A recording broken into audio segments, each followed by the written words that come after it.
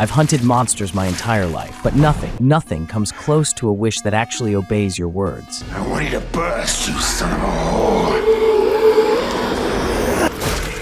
That day, Jaskier and I were fishing by the river when we pulled out an old bottle from the mud. Ancient runes carved across the glass, a faint glow pulsing inside. Jaskier immediately claimed it was a wishing bottle, a spirit inside granting 3 wishes. I dismissed. He, of course, did not. We argued over it, bottle in hand, and the lid popped open with a sharp crack. Inside, empty, just plain air. But being Jaskier, looked into the sky and shouted, "First wish, may I stroke out and die today." Then, second wish, may my beloved appear here without clothes. Before he could finish the third, I snatched the bottle away. Then he froze, face twisted, tongue stiff. He couldn't speak. It wasn't a joke. He was actually having a stroke. A shadow glided across the lake. When I turned back, Jaskier was already vomiting blood. We rushed him to a local healer, but the man shook his head. Not illness, magic injury. Only a sorceress can undo this. So the healer and I rode straight to Yennefer's keep. The gate guard demanded coin, so I tossed him a full pouch, worth more than his skull, likely. Inside, the scent of narcotic perfume stung the air. A man stood motionless, barely wearing anything, clearly under a spell. Then she appeared. Yennefer. Beautiful, cold, dangerous. She offered to cure Jaskier for free. That was my first warning. On the floor, she arranged candles, forming the exact sigil that was carved on the bottle cap. Not to heal Jaskier, but to summon the spirit inside the bottle and bind it. I tried to intervene, but the room tilted, vision blurred, and everything went black. She had drugged me long before that moment. When I woke, I was inside a prison cell. The healer was there as well. "What did I do?" I asked. He stared at me like I was insane. "You kicked the pawnbroker in his manhood, dragged the town's doctor into the street, pulled down his trousers and whipped him with your belt. And those two, both enemies of Yennefer. She used my body like a puppet while I remembered nothing. Then a guard arrived, the same gatekeeper from earlier. He beat me senseless and demanded my final words. So I told him, 'I hope you explode into pieces.' He did, instantly. Silence swallowed the cell. The healer and I looked at each other, and we understood the wishing power wasn't in the bottle. Just want some damn peace! It was in me. By then, Jaskier was healed, but Yennefer was forcing him to speak his final wish,